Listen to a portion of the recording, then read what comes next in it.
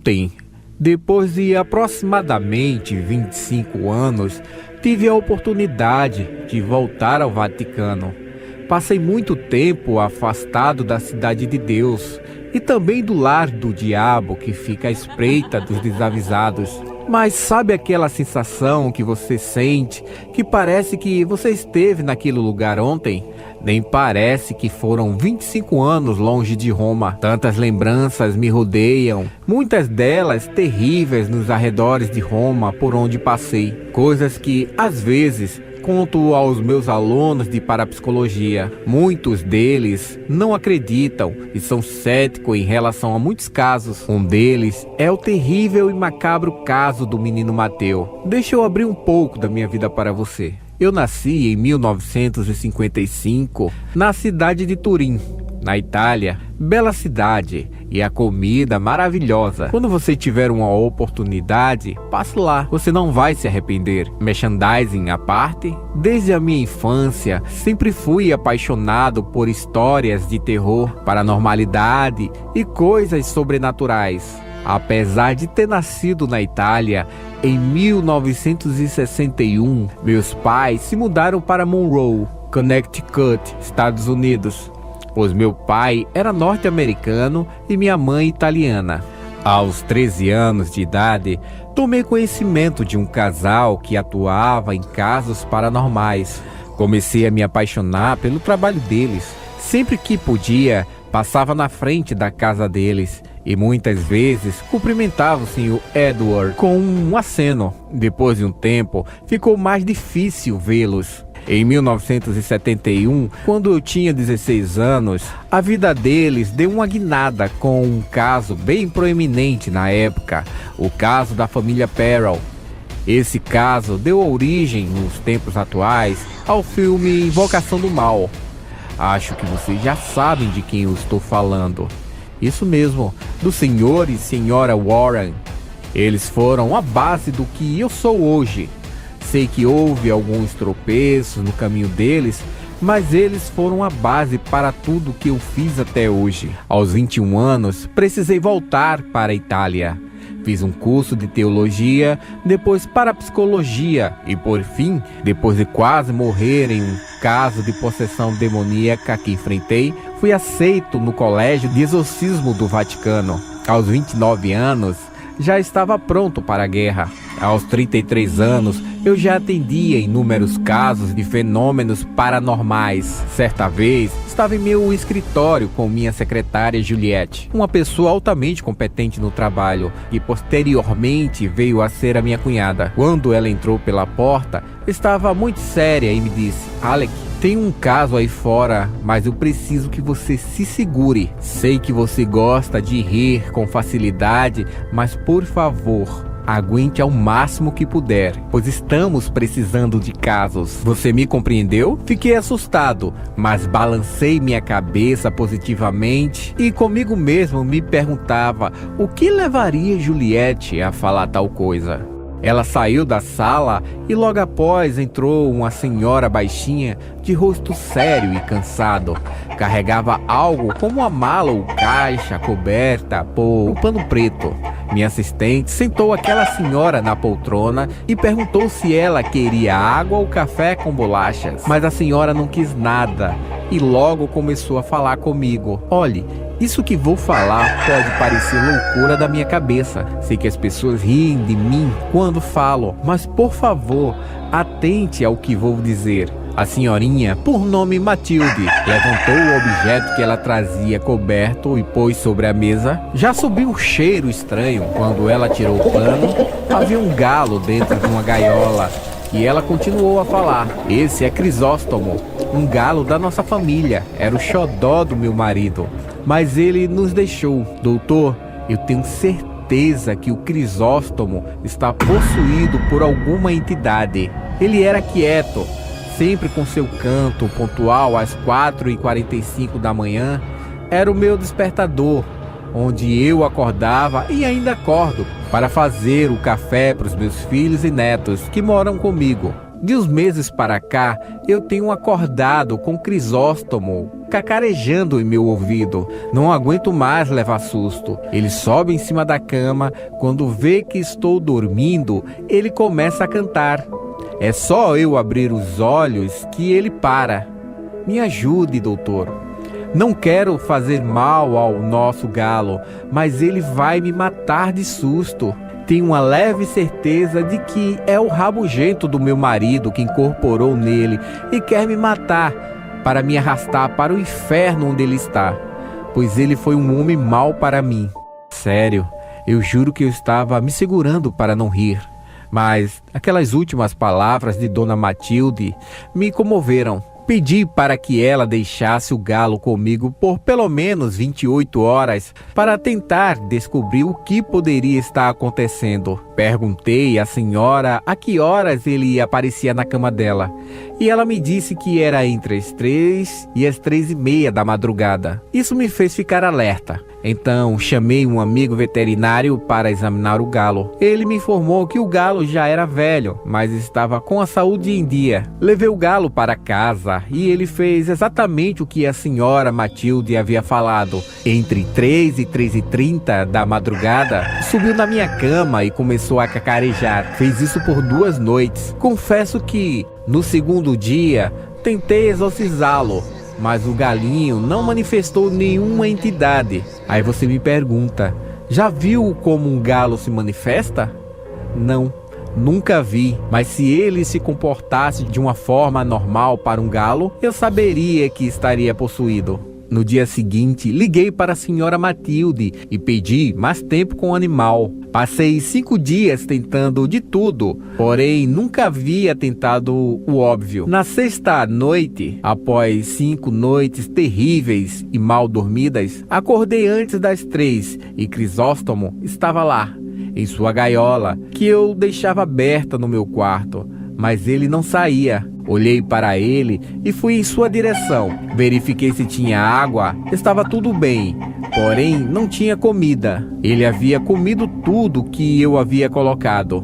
Então tive a ideia de colocar uma vasilha de comida no chão ao lado da minha cama, mas Crisóstomo não veio comer. Fiquei observando e às 3:12 ele saiu da gaiola, foi em direção à comida, comeu e voltou para a gaiola, só cantando novamente às 4:40. Repeti o processo por 3 noites e aconteceu a mesma coisa. No 9º dia pela manhã, chamei a senhora Matilde e a questionei sobre a possibilidade de alguém que morasse em sua casa estar acordando entre as 3 e 3:30. Ela respondeu que o marido dela sempre acordava nesse horário para cuidar da plantação e verificar como estava tudo. Perguntei se ela já havia visto o marido dando comida a essa hora para o galo e ela disse que sim, várias vezes.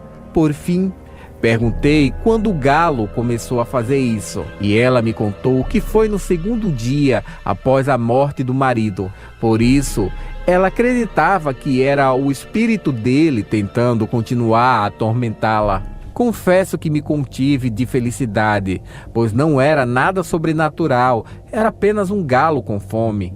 Expliquei que ela teria que continuar o ciclo, já que deixava o galo solto. Algumas semanas depois, Dona Matilde me ligou dizendo que havia resolvido o problema e que o medo havia passado.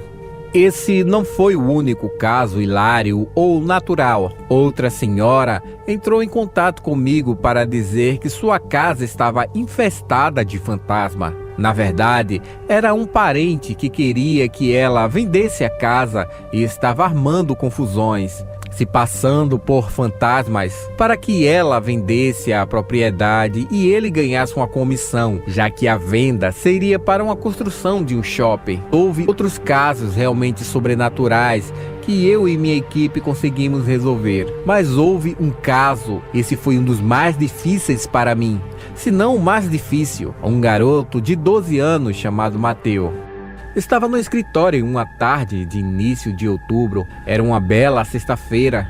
Olhava pela janela e via o senhor Benotto mexendo sua panela de pipoca. Minha mente fazia o cheiro da pipoca chegar ao terceiro andar do edifício, onde ficava o escritório. Como um lobo à espreita, eu estava de tocaia esperando o senhor Benotto jogar aquelas pipocas quentinhas no compartimento de vidro para que eu pudesse descer e comprar. Pipoca na manteiga, que não gosta. Porém, meus planos foram frustrados com a entrada de Juliette na sala. Alec, temos um caso lá fora bem estranho, provavelmente opressão, podendo se tornar possessão. Na mesma hora, pedi para minha assistente deixar a pessoa entrar. A porta se abriu e entrou uma senhora bela entre seus 40 e 45 anos, porém com semblante triste e cansado.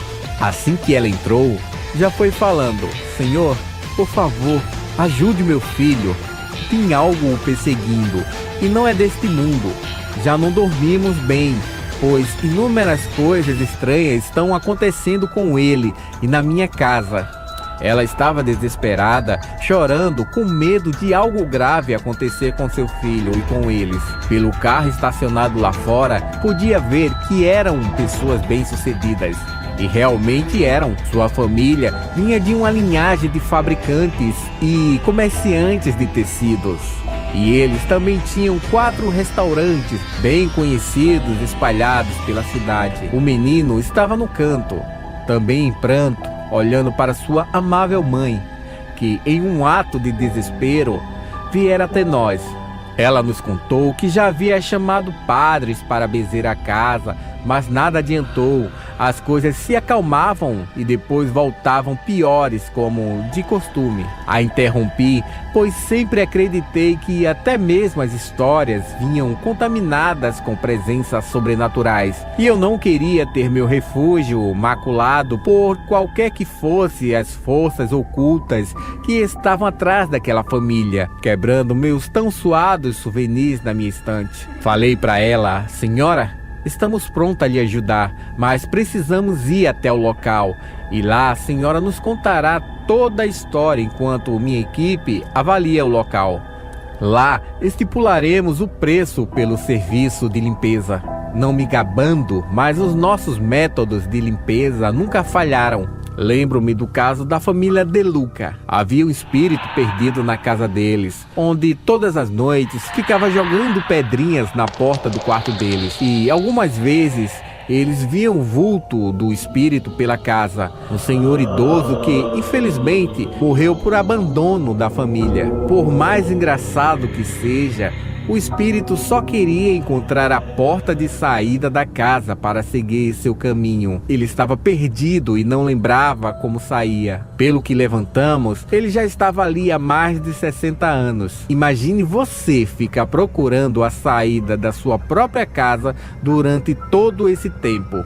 Conseguimos mostrar a saída e o espírito seguiu em frente. Mas a história da família Mancini é diferente. Valentina era o nome daquela senhora. Ela estava tão desesperada que disse que não poderia sair dali se não os acompanhassem até a sua casa. Ela tinha pressa de se livrar daquele mal. Como eu poderia dizer não à dor de uma mãe? Pedi para Juliette chamar o Carlos e Emílio, nossos colaboradores, e que preparasse todo o equipamento na caminhonete, pois tínhamos uma missão. Os rapazes foram rápidos e, por fim, partimos em direção à casa dos Mancini. Ao chegarmos ao local, ficamos de queixo caído. A casa era gigantesca, só o banheiro era do tamanho da casa em que eu morava. Muita casa para pouca gente, meu Deus. Por que pessoas moram em lugares assim? Uma semana só para conhecer toda a casa, no mínimo. O terreno era imenso, dava para fazer 2 campos de futebol. Olhei para o lado e os olhos de Juliette brilhavam. Ao longe, podia ver pessoas trabalhando em um campo que parecia ser de algodão. Atrás da casa tinha uma vinícola e eles produziam seu próprio vinho. Emílio, gaguejando, perguntou à senhora Valentina se eles produziam suas próprias garrafas de vinho. Ela sentiu com a cabeça que sim, e que os vinhos eram distribuídos para os 4 restaurantes da cidade e também vendidos. Ela ainda brincou com Emílio. Se você limpar minha casa, poderá levar quantas garrafas seu carro puder levar. Emílio quase teve uma parada cardíaca e já apressou Carlos a tirar todo o equipamento do carro. Carlos, precisamos terminar logo esse serviço, disse Emílio. Tiramos os equipamentos. A propriedade estava um pouco fria. O ano era 1982. Carlos, antes de trabalhar conosco, era um vendedor de muamba, que se dizia médio e sensitivo. Eu sempre comprava bugiganga com ele. Produtos eram limpos, é claro. Trocávamos muita conversa sobre o mundo sobrenatural. Ele falava que sua mãe era meio bruxa, e eu ria muito com a ideia junto com ele. Certo dia, estava precisando de um mata-mosquito e fui até o Carlos. Assim que cheguei, ele deu um sorriso, mas rapidamente olhou para trás de mim e seu sorriso se desfez. Ele falou bem baixinho, próximo ao meu ouvido: Alec, acho que alguém lhe acompanhou e não é deste mundo. Olhei para Carlos e já soltei: você está brincando comigo, não é? Ele continuou sério e me disse: não é brincadeira. E ele está furioso. Olhei para Carlos e já falei: ok, então descreva para mim essa pessoa. Tudo o que ele descreveu para mim naquele dia batia com a descrição do senhor Giovanni, um velho advogado que tinha um escritório na frente do meu. Carlos nunca teve contato com ele e nunca o viu junto comigo ou foi ao meu escritório. O senhor Giovanni havia falecido 2 semanas atrás, de forma desconhecida. Aquilo me intrigou por dias. Por que o senhor Giovanni estava me perseguindo? A partir daí, comecei a trabalhar com Carlos e conseguimos solucionar o caso do senhor Giovanni. A namorada do senhor Giovanni, junto com um amante que ela tinha, havia envenenado o velho para ficar com sua grana. Tem gente que faz as piores coisas por dinheiro. Voltando para a casa da família Mancini, assim que Carlos colocou o pé dentro da casa, ele falou para mim: não cobre barato, a coisa é pesadíssima. Tem sombra por toda parte. Não são espíritos, é algo bem mais gigantesco e antigo. Quando escutei isso, se misturou em mim a sensação de estar impressionado com o tamanho da sala de entrada da casa com o que Carlos falou. Eu mascava um chiclete que já estava com ele há tanto tempo que já estava amargo na minha boca. Fui entrando, olhando a imensidão daquilo. Juliette parecia estar fora de si. E Emílio?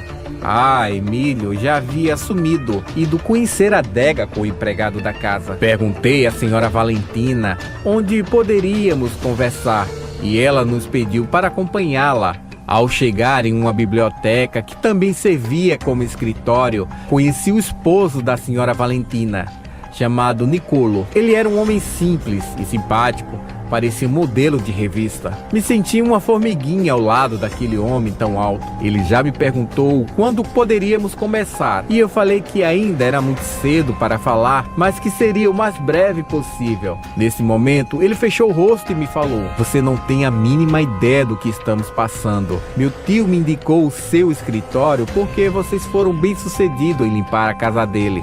Foi um caso antigo de possessão nível 2 de uma empregada querida do tio dele. Na verdade, o tio tinha um caso com a empregada, por isso a preocupação. Durante o exorcismo, estava eu e mais 2 amigos do curso do Vaticano que eram padres, e o demônio confessou esse detalhe. Era caso de fornicação, sabe? O velho tinha culpa no acontecido. Então, o senhor Nicolo continuou: não podemos viver mais assim, nem mais um segundo.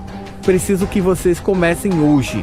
Pagarei qualquer preço justo estipulado pelos senhores e ainda dobrarei o pagamento da sua oferta de serviço. Isso para muitos seriam palavras de levitarem as nuvens, mas como eu era detalhista e observava tudo, tive o receio de estar entrando em algo maior que minhas capacidades e, por causa de um caso, perder minha reputação e prestígio, manchar a carreira de nosso escritório. Estava entre a cruz e a espada, mas me deixei ceder por ver o intenso sofrimento daquela família. Ok, começamos hoje. Quero lembrar que coisas assim podem demorar dias. Precisaríamos de hospedagem na casa. pois precisamos acompanhar as entidades hora a hora. Tem algum cômodo da casa em que não podemos entrar? Precisamos de acesso total, não se preocupe, incluindo até os cofres. Porém, instruiremos ao senhor, sua esposa, a como usar os equipamentos nesses locais para não quebrar o seu sigilo. Então o senhor Nicolo falou: nestas condições, sem problema, há uma sala que foi selada e ninguém pode entrar, com exceção agora de vocês, pois vocês realmente precisam entrar lá. Isso soou muito assustador, mas tudo bem. Neste momento, chegaram o resto da equipe. Fiz uma reunião com eles e eles já estavam empolgados com tudo. Imagine quando falei que seria dobrado o orçamento, mas lá dentro de mim, eu estava apreensivo com tudo. Com o que o Carlos havia falado na entrada. Não cobra barato, a coisa é pesadíssima, tem sombras por toda parte.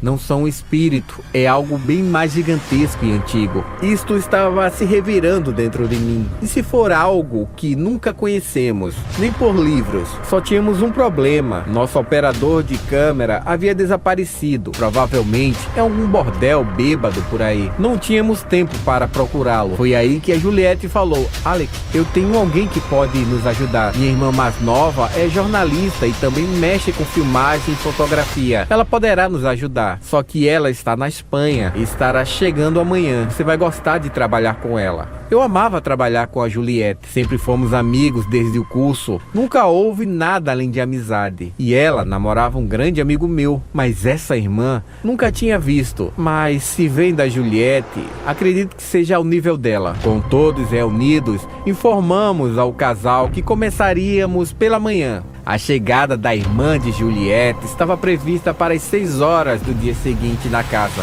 O resto do dia foi apenas de preparação. Compramos fitas para vídeo e áudio e nosso velho gravador de rolo já estava pronto e calibrado. Ficamos com 2 quartos de hóspede.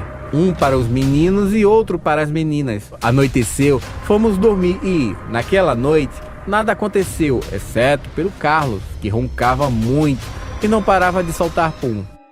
No dia seguinte, acordei e desci as escadas em direção à cozinha para tomar o café da manhã. De longe, ouvi a voz de Juliette rindo e Emílio, contando suas bobas piadas, mas havia mais uma voz na cozinha, a qual eu não conhecia, de uma jovem. Ao entrar na cozinha, deparei-me com uma jovem linda, tão linda e encantadora que não consegui responder ao bom dia de Emílio e Juliette, que logo me perguntaram se eu estava bem.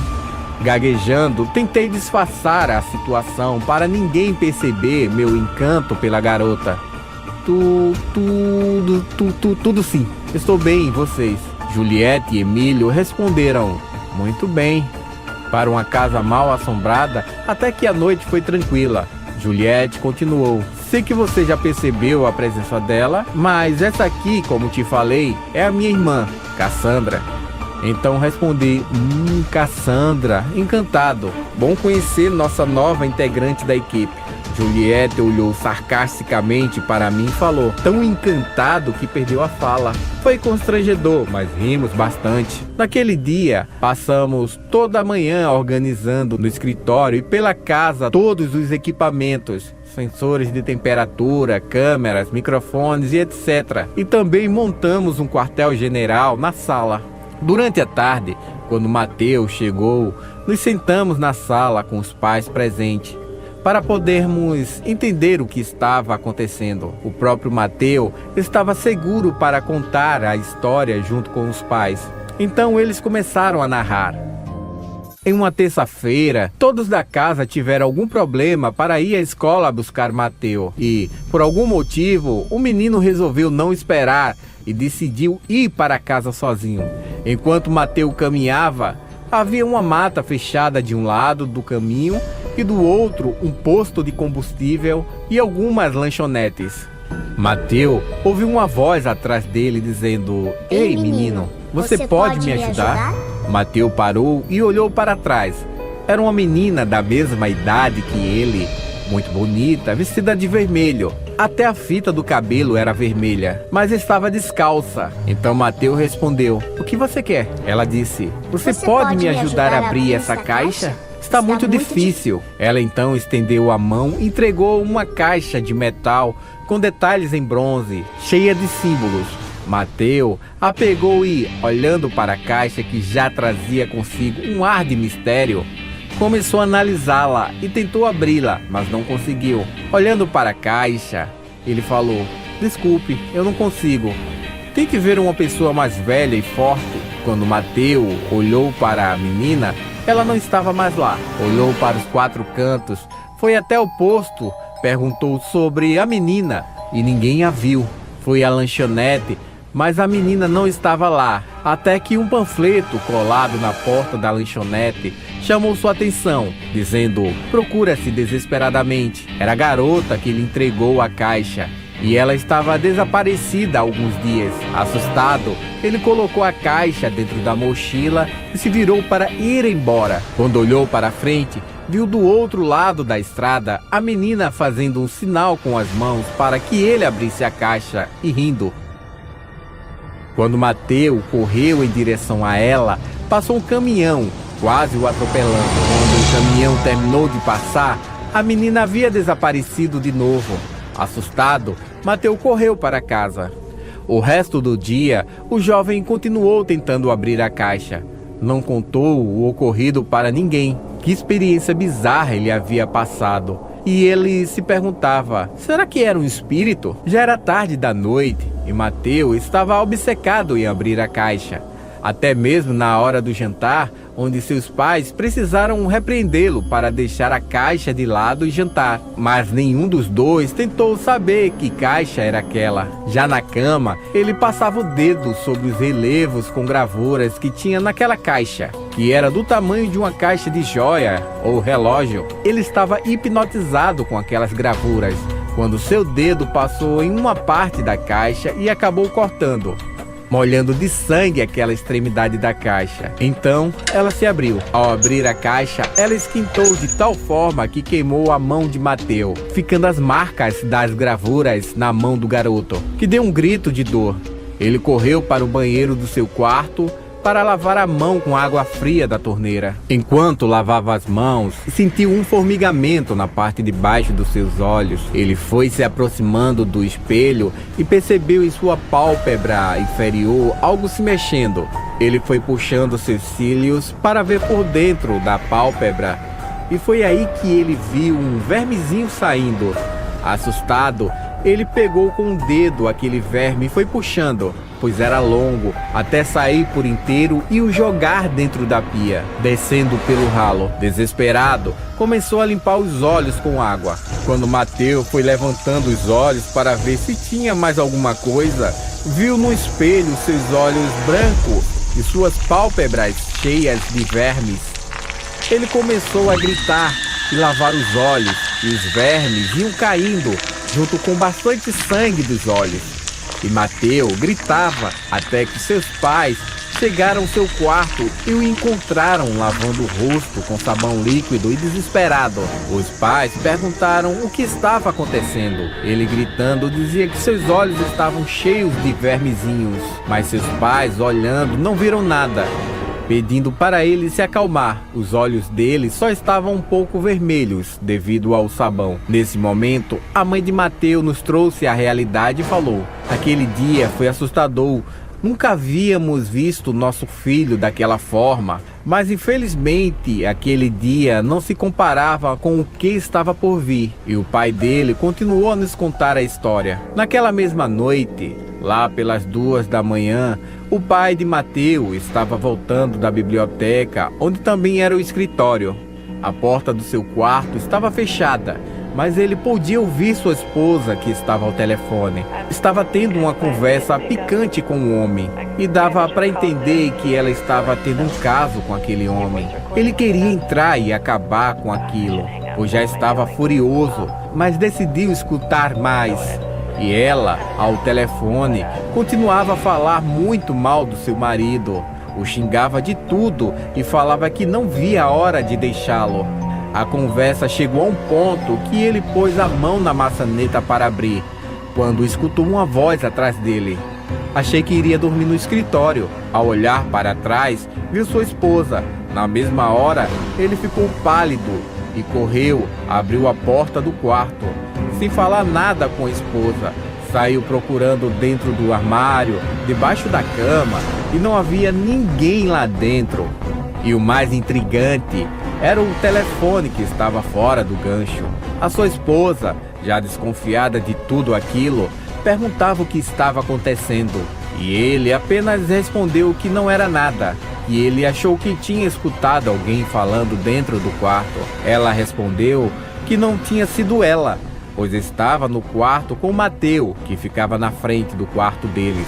Quando ela percebeu ele chegando, arrumou o garoto na cama e foi ao encontro dele. Aliviado, mas também assustado, ele abraçou ela e foram para a cama. No dia seguinte, quando estava saindo da propriedade, ele viu um senhor na mata que ficava ao lado da sua propriedade. Ele estava olhando para ele. Nicolo parou o carro, pegou sua arma e desceu do carro. Mas quando olhou, o homem não estava mais. Havia sumido. Enquanto isso, na escola onde Mateu estudava, na hora do recreio, Mateu resolveu ir ao banheiro. Ele se sentou na privada, pois ia fazer o número 2. Enquanto o alívio não chegava, ele começou a escutar um garoto falar com ele. Você poderia me ajudar, Mateu? Não sei como isso aconteceu, mas está doendo muito. Como eu posso colocar de volta? Descolou e está doendo. Tem muito sangue. Mateu, confuso, se levantou e foi subindo na privada para olhar por cima da divisória. Quando ele olhou por cima, o chão estava cheio de sangue. Mateu já começou a ficar apavorado. Aí, o garoto estava de cabeça baixa e choramingando. Por favor, Mateu, me ajude a pôr no lugar. Nesse momento, o menino mostrou as 2 mãos. Ele estava segurando o próprio rosto arrancado. Quando ele olhou para Mateu, a visão foi aterrorizante. Ele estava sem rosto, deixando expostos seus músculos e ossos ensanguentados do rosto.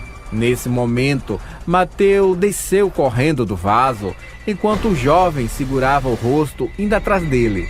Me ajude, Mateu, ele vai arrancar o seu rosto também. Ao chegar no corredor, as paredes e o chão estavam encharcados de sangue e os alunos com seus rostos arrancados da mesma forma. Todos começaram a ir na direção do Mateu, pedindo ajuda, todos indo em cima dele, e o sangue caía em cima de Mateu, e eles estavam sufocando quando ele escutou sua professora o chamando. Mateu, acorde, você está gritando e assustando os alunos. E Mateu abriu os olhos, foi um pesadelo, muito realista por sinal. Naquele momento, Mateu pegou suas coisas e saiu da sala assustado. Nesse momento, a mãe de Mateus interrompe a história e, chorando, nos disse: só de saber que por alguns dias ele passou por tudo isso sem falar nada, suportando em silêncio, me dá um aperto no coração. Ele ficou com medo da nossa reação, de achar que ele estava ficando louco. Naquele dia, ele chegou da escola mais cedo, falou que a aula acabou mais cedo, subiu e foi para seu quarto. Só no final da tarde soube do acontecido, pois a professora ligou. Naquele dia, sentado em sua cama, Mateu folheava uma revista de Tintim, quando algo líquido caiu do teto em seus pés, como se fosse uma gosma, uma baba. Quando Mateu olhou para o teto, havia uma criatura horrível dependurada de cabeça para baixo. Parecia uma bruxa esquelética com os olhos negros para os dias atuais, mas parecia um zumbi com roupas todas rasgadas, dentes grandes e boca aberta babando. Mateu ficou em choque. Ela caiu em cima da cama, olhou para Mateu e se aproximou dele, molhando-o com aquela saliva nojenta. E depois saiu se contorcendo, dando cambalhotas em direção ao armário. A porta do armário se abriu e ela entrou. Nesse momento, em desespero, Mateu saiu correndo do quarto, assustado. A partir daí, tudo piorou. Naquele mesmo dia à noite, a mãe de Mateu contou que estava do lado de fora da mansão quando, ao longe, no portão, viu faróis acesos. Achou que era o marido e que o portão tinha emperrado. estava escuro, ela foi se aproximando e, a uns 10 metros, os faróis se apagaram. Ela percebeu que haviam 5 pessoas do lado de fora do portão. De longe, ela perguntou o que eles queriam e não responderam. Repetiu isso por 3 vezes, até que uma voz de uma mulher idosa e fina perguntou: Mateu está? Queremos falar com ele. Deixe-nos entrar. Neste momento, a mãe de Mateu já se irritou e questionou o que eles queriam com seu filho. Foi se aproximando daquelas pessoas quando, de repente, o farol se acendeu novamente, ofuscando seus olhos. A luz diminuiu e, quando ela olhou novamente, percebeu que a cabeça daquelas pessoas estavam viradas para trás e no lugar do rosto estavam os cabelos. Nessa hora, ela viu 2 mãos saindo do meio dos cabelos de um deles, como se alguma criatura estivesse saindo da nuca daquela figura. A senhora Valentina estava tão assustada que caiu de costa no chão, olhando para aquelas figuras. As mãos dividiram o cabelo e dava para ver o couro cabeludo, e um olho grande se abriu no lugar da nuca. Nos traga Mateu. Nesse momento, a mãe de Mateu saiu rastejando para trás, se levantou e aquelas criaturas pularam o portão, parecendo sapos. Ela saiu correndo e aqueles seres a perseguiram. Ela corria olhando para trás, até que esbarrou em um dos seguranças da casa. "O que foi, dona?" ele perguntou. Ela, ofegante e desesperada, só conseguia dizer: "Me ajude, eles me perseguem." "Senhora, não há ninguém lhe perseguindo", respondeu o segurança. Ela gritava, afirmando que tinham pessoas ou coisas que estavam a perseguindo. Então, 2 empregadas saíram para acolhê-la. Na madrugada, após os 2 ocorridos, às 2 da manhã,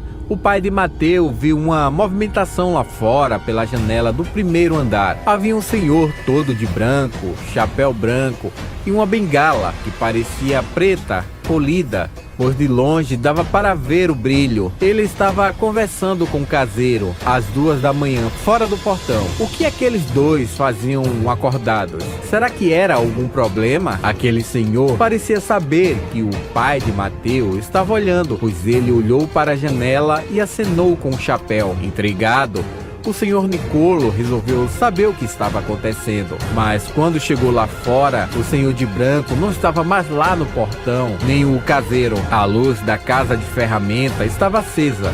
E ao chegar lá fora, ele viu Nalon, o caseiro, de costas, enrolando uma corda grande. O pai de Mateus, o senhor Nicolo, perguntou: "Aconteceu alguma coisa, Nalon?" "Quem era aquele senhor?" Nalon respondeu: "Ele veio me buscar. Preciso ir com ele a um lugar hoje cedo." "Entendi. Fiquei só assustado apenas pela hora, mas tudo bem.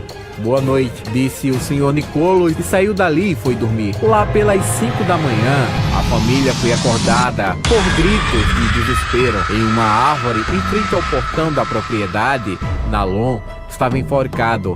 Aquele dia foi terrível, com a polícia, investigadores, perguntas e mais perguntas, e o velório, pois Nalon estava com a família há anos. Acharam um resto de animais dilacerados dentro do quarto de Nalon. Ao voltar do velório, no mesmo lugar onde o senhor Nalon da última vez tinha visto um homem na mata,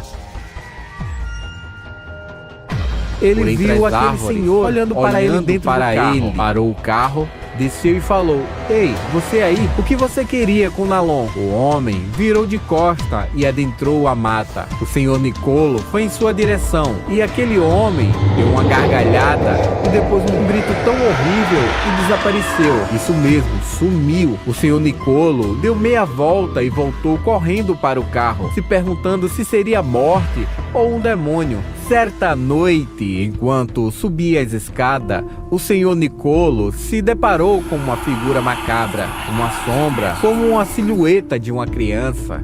Parecia uma fumaça densa e dava para ver os olhos vermelhos, cor de sangue. A figura abriu a porta do quarto de Mateu e entrou. O senhor Nicolo correu para ver o que estava acontecendo.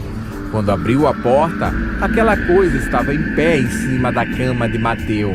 com a cabeça olhando para trás. Olhou para o pai de Mateu, virou para frente e se jogou em cima de Mateu, que dormia. A criatura sumiu. A situação estava tão crítica que todos os dias, a qualquer hora, víamos algo estranho. Escutávamos vozes nos xingando, sentíamos mordidas, coisas se movendo do lugar, vulto e aquele maldito velho de branco que ficava rodeando a propriedade. Enfim, como sabia que meu tio teve algumas experiências bizarras, eu resolvi consultá-lo e ele indicou vocês para acabar com esse terror. Terminando assim toda a história que o Sr. Nalon narrava, eu, Alec, confesso que ficamos bem chocados com tudo o que ouvimos, mas precisávamos seguir em frente e oferecer o melhor serviço àquela família tão sofrida. Naquela noite, montamos a escala de turno. O primeiro seria o Emílio, que se equipou com uma bela garrafa de café e algumas bolachas. Todos fomos para a cama e, apesar de tudo que ouvimos até aquele momento da nossa segunda noite, estava tudo bem sossegado. Lá pelas 2h50, Emílio foi conferir os áudios do dia. Não havia nada de anormal nos áudios. Porém, no áudio das 18 horas, Emílio encontrou um sussurro. Não eram sussurros normais, como pessoas falando baixinho. Eram vozes bem estranhas, de outro plano. Quero dizer, por mais que Emílio tentasse aumentar o volume, o som ainda estava inaudível. Ele estava bem em agonia por não conseguir entender e, já irritado, exclamou: "Que droga! O que ou sobre o que eles estão falando?" "Nos ajude a levar Mateu para ele." Emílio deu um salto, pois escutou essa voz sussurrando em seu ouvido. Seu coração parecia que iria pular pela boca. De repente, essa voz começou a se repetir no gravador pelo fone de ouvido, até que um zumbido bem forte estourou um dos ouvidos dele, tão alto que nós ouvimos e acordamos. Descemos às pressas e, quando chegamos lá, Emílio estava com uma garrafa de uísque e um copo, o ouvido sangrando e tremendo. "Eles querem um garoto", exclamou Emílio. "Por que eles querem um garoto?" perguntei. "Da próxima vez eu pergunto, se os espíritos não me matarem", disse Emílio, curioso. Naquela noite, o medidor de campo magnético estava enlouquecido, travado no vermelho. Enquanto falávamos, as cadeiras foram se afastando em direção à porta, como se algo invisível estivesse correndo e abrindo espaço pelo meio delas. Ao chegar na porta, ela se abriu e depois se fechou, batendo fortemente. Foi algo bizarro. "Carlos, você viu?" perguntei. "Sim, parecia um poltergeister, envolto em uma fumaça negra. Algo está trazendo essas coisas. Talvez para fazer seu trabalho sujo. Precisamos saber a procedência daquela caixa", exclamou Carlos. Fomos até a cozinha, onde a senhora Valentina e o senhor Nicolo estavam assustados. Juliette subiu para o quarto com o Emílio para fazer os curativos no ouvido, enquanto eu, Carlos e Cassandra, que estava muito assustada, ficamos na cozinha. "Senhores, chegou a hora de vermos a tal caixa", disse a eles. Eles replicaram: "Tem que ser agora?" "Sim, tem que ser." Então, todos fomos à sala do cofre. "Não encoste nela. Mateu e Jasmine se queimaram ao tocá-la. Quando você encosta, ela esquenta muito", alertou o pai de Mateu. Eu, teimoso, precisava testar isso. Fui encostando rapidamente as pontas do meu dedo indicador e depois diminuindo a velocidade, até que peguei a caixa com a mão. E nada aconteceu. Não houve mudança de temperatura. "Cassandra, preciso que você fotografe todos os lados da caixa para vermos os símbolos." "Quanto tempo você consegue?" "Meia hora, Alec", respondeu. "Ok, pode começar", eu disse a Cassandra. Depois de meia hora, as fotos ficaram prontas. Cassandra fez um belíssimo trabalho. Não havia Photoshop ainda naquela época, mas ela conseguiu quimicamente ressaltar todos os símbolos na foto e também ampliá-los. Após isso, saímos ligando para nossos amigos, descrevendo os símbolos e deixando o contato da casa. Às 7h32 da manhã, depois de passar a noite acordados e ter ligado para mais de 10 pessoas que estavam dormindo recebemos um telefonema. Olá, sou o Astrid, um padre e demonologista. Conheço os símbolos que você passou para a Eugênia, minha irmã. Eugênia e eu fizemos alguns trabalhos juntos. E eu conhecia o irmão dela de conversas que ela tinha comigo. Ela sempre elogiava o irmão e seus trabalhos sobre ocultismo. Onde vocês estão? Estou indo aí. Dei todo o endereço e após 4 horas ele chegou. Sentado, tomando café, perguntei: que símbolos são aqueles da caixa? Você sabe o que é aquela caixa? Ele me perguntou. E aí ele começou a falar. Aproximadamente no ano 300 a.C., um andarilho encontrou uma caverna próxima à antiga Babilônia. Lá dentro, ele conseguiu, através de uma passagem, encontrar uma sala escondida. Nessa sala, havia um poço de piche e várias correntes presas em rochas, com as outras extremidades dentro do poço. Me tire daqui, e lhe farei o homem mais rico e poderoso que já existiu, disse uma voz ao andarilho. O homem ficou assustado, mas a voz o conduziu a outra sala. Havia uma pedra tampando a passagem, mas havia uma brecha que dava para ver o que havia lá dentro. Muito ouro e joias. O andarilho fez de tudo para rolar a pedra e entrar na sala, mas não conseguiu. Você não vai conseguir sozinho. Me solte e serás o homem mais rico de todas essas terras. E tudo que vês e não vê será teu, disse a voz. O andarilho não resistiu à tentação. Também, com todo aquele ouro e joia, quem resistiria? O que tenho que fazer? Perguntou o andarilho. Molhe as correntes com teu sangue. Você também é um caído, como Adão, e as correntes são divinas. O pecado as corromperá. Cego pela ganância, ele não sabia o que estava liberando. Um dos príncipes caídos, Nisrael, que significa aquele que renuncia a Deus. Depois daquele dia, o andarilho teve uma ascensão meteórica. Dizem que suas guerras eram vencidas sem lutas. Certa vez, um arraial com 23.000 soldados foi arrasado perto do nascer do sol. Um vento forte entrou no meio do arraial e homens foram esquartejados, dilacerados, sem nada os tocar. Israel fazia entidades inferiores fazerem o seu trabalho sujo em troca de ver a ganância consumir aquele homem e a criação divina ser aniquilada. Sobre a influência de Israel, ele saqueou, violentou mulheres, matou inimigos, e quem se opusesse ao seu interesse, com requintes de máxima crueldade, ele os matava. Ele precisava ser freado. 7 magos clamaram por socorro divino. E em uma noite, todos os 7 tiveram o mesmo sonho. Eles construindo uma pequena caixa e desenhando os símbolos da alta hierarquia celeste dos selos de Salomão. Ao acordar, todos lembravam dos símbolos. Eles sabiam que o rei estava sob influência maligna, mas precisavam de uma chave para abrir ou fechar a caixa. O sangue da linhagem davídica. Eles conseguiram encontrar um descendente de Davi e coletar seu sangue. Os 7 magos se juntaram a uma tribo que seria a próxima a ser atacada. Na noite da batalha, Nisrael liberou suas entidades para arrasar aquela tribo. Um vento forte novamente saiu do meio do exército em direção à tribo. Foi então que os 7 magos apareceram. Eles molharam a caixa com sangue e ela se abriu, passando a sugar todas as entidades e aprisionando-as. Por último, foi Nisrael que foi aprisionado. A tribo avançou sobre o exército daquele impiedoso rei, matando a todos, incluindo o cruel e sanguinolento rei. Ao terminar de ouvir toda aquela história que o senhor Astrid contou sobre essa entidade maligna e maléfica que novamente voltou à ativa, fiquei chocado. Astrid continuou a falar comigo. Alec, o garoto provavelmente tenha sangue da descendência de Davi e liberou uma das entidades mais perigosas e poderosas, um príncipe do mal. Essa caixa era chamada de Hakela Shel Hamoshaim, a prisão dos condenados.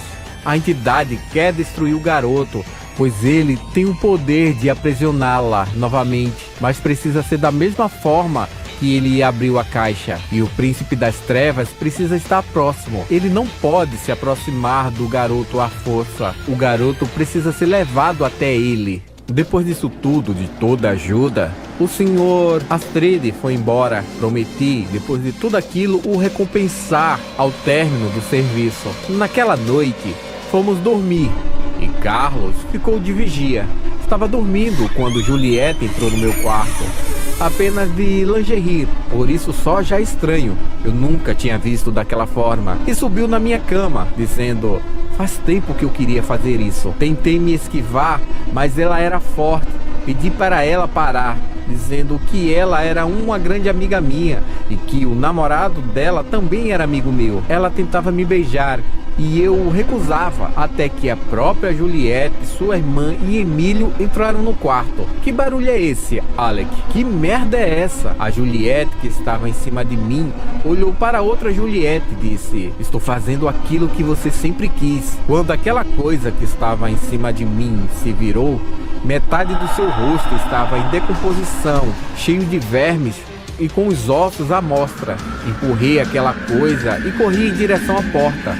A criatura subiu nas paredes e gritou: levem o garoto para ele, ou todos vão morrer. E depois se jogou em direção à janela, patifando-se no vidro que ficou todo sujo de sangue e gosma. Foi uma cena bizarra e constrangedora para mim e para Juliette, que passou horas sem falar comigo direito. Apenas o básico do trabalho. Precisávamos encontrar uma maneira de atrair aquela criatura que estava causando todo aquele problema. Mas ela estava à espreita, embora distante da caixa. Na noite seguinte, Mateus estava no quarto dormindo, enquanto eu e as meninas e o pai de Mateus, Sr. Nicolo, estávamos na cozinha conversando sobre tudo o que tinha ocorrido. Eu estava de frente para a porta, de onde dava para ver a sala, quando vi uma menina de vermelho passar e subir as escadas. Corri e perguntei ao Carlos, que estava na sala, se ele tinha visto a menina subir. Ele respondeu que não viu nenhuma menina. Olhamos um para o outro e corremos para o quarto de Mateus. Ao abrir a porta, a menina estava sentada na beirada da cama, olhando para o garoto dormindo, e podíamos vê-la nitidamente. Ela falou: é tão frio onde eu estou, sinto os animais morderem meu corpo, e ele, o caído, não me deixa seguir até que o portador da chave esteja morto. Preciso levá-lo para ele, e eu preciso ser encontrada na floresta, para que minha mãe possa me enterrar, pelo menos o que sobrou. Então, vamos levá-lo. Neste momento, seu rosto se desfigurou e pude ver seu corpo em decomposição, partes arrancadas por mordidas de animais. O sacerdote me prometeu que quando eu encontrasse o portador da chave e libertasse o mestre dele, meu espírito seria liberto. Neste momento, as portas do guarda-roupa de Mateus voaram, como se estivesse explodindo, e uma criatura parecida com um cachorro gigante desfigurado saiu do guarda-roupa, foi em direção a Mateus e o arrastou de volta para dentro do armário. Nesta hora, já estávamos todos na porta do quarto, vendo toda aquela cena. Depois que Mateus foi arrastado, a menina se transformou em uma fumaça preta e sumiu. Corremos e entramos no guarda-roupa também. Nunca vivenciei uma experiência tão louca como essa. Quando entramos no guarda-roupa, parecia que estávamos em um abismo e logo abaixo começou a aparecer uma luz. Foi então que saímos por um buraco no meio de uma árvore e a luz era a luz da lua. Mais à frente, vimos Mateus caído, desacordado no chão. Fomos em direção a ele quando, de repente, fomos jogados contra as árvores por uma força. Foi aí que o vimos, um homem alto, de roupa branca, chapéu branco e descalço. Seu rosto era pura escuridão, não dava para ver nenhuma forma e sua voz era forte. Então, ele nos disse: vocês não deveriam ter vindo, agora irão morrer. Neste momento, Carlo tirou a caixa de dentro da sua pochete. A entidade, ao ver a caixa, enlouqueceu.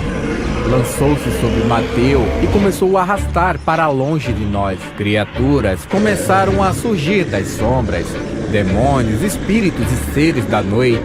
Mateu acordou e entrou em desespero.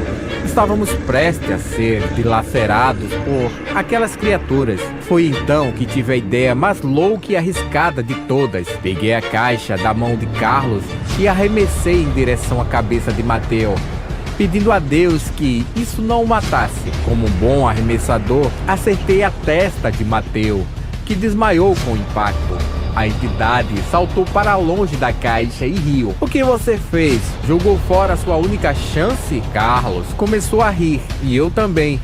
Enquanto as criaturas se aproximavam, a entidade se calou e voltou-se para a caixa, soltando um grito diabólico. A caixa começou a ficar vermelha e iluminada, se abriu e começou a puxar todas aquelas entidades. Por fim, o anjo caído foi arrastado e toda a ventania cessou. Uma abertura no chão se abriu e a caixa caiu dentro. O que aconteceu? O sangue de Mateu era a chave para libertar ou aprisionar a entidade. Ao arremessar a caixa na cabeça de Mateu, a ponta da caixa cortou sua testa, molhando-se com seu sangue. Eu sabia que podia ter dado tudo errado, mas por sorte funcionou. De repente tudo se fez calmo, bastante feridos. Fomos nos levantando. Naquele momento, um globo de luz surgiu diante de nós. Aterrorizado, eu hesitei, mas Carlo me tranquilizou. Seguimos aquele globo de luz até chegar a uma estrada. Ao alcançá-la, a luz se materializou na menina, que nos disse com um tom suplicante: "Estou quase livre. Me perdoe por tudo que eu fiz. Eu não conseguia escapar do controle dele. Gostaria muito que vocês me ajudassem em algo. Uma ajuda para que possam encontrar meu corpo." O sacerdote achava que eu era uma portadora da chave. Como não conseguia abrir a caixa, ele me matou e escondeu meu corpo na floresta e aprisionou meu espírito, para que eu, forçada, pudesse servir seu propósito. Preciso que vocês indiquem onde estou para que a minha mãe faça meu funeral, e outra ajuda é para achar o assassino.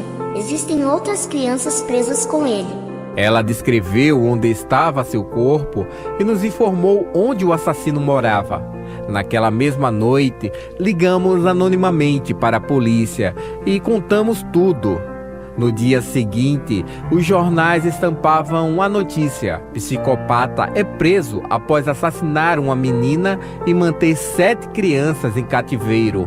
Finalmente, aquela menina estava livre. E aquele louco, que tinha aquele anjo caído como mestre, estava preso a caminho da cadeira elétrica.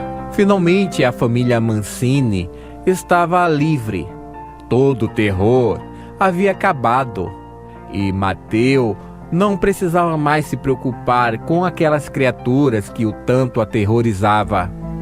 Depois daqueles eventos, ganhamos notoriedade em um círculo fechado de pessoas que acreditavam no paranormal. Comecei a namorar a irmã de Juliette e mais tarde nos casamos. Emílio encheu meu carro com garrafas de vinho, quase nos impedimos de sair do lugar. Quanto àquela caixa, nunca mais tivemos contato com ela e espero, sinceramente, nunca mais ter. Desde então, seguimos nossa vida ajudando pessoas a enfrentar situações inexplicáveis como esta. Quem diria que aquele encontro com o mal nos levaria a um caminho cheio de mistérios e desafios? Mas como se costuma dizer, a vida é mesmo uma caixinha de surpresa.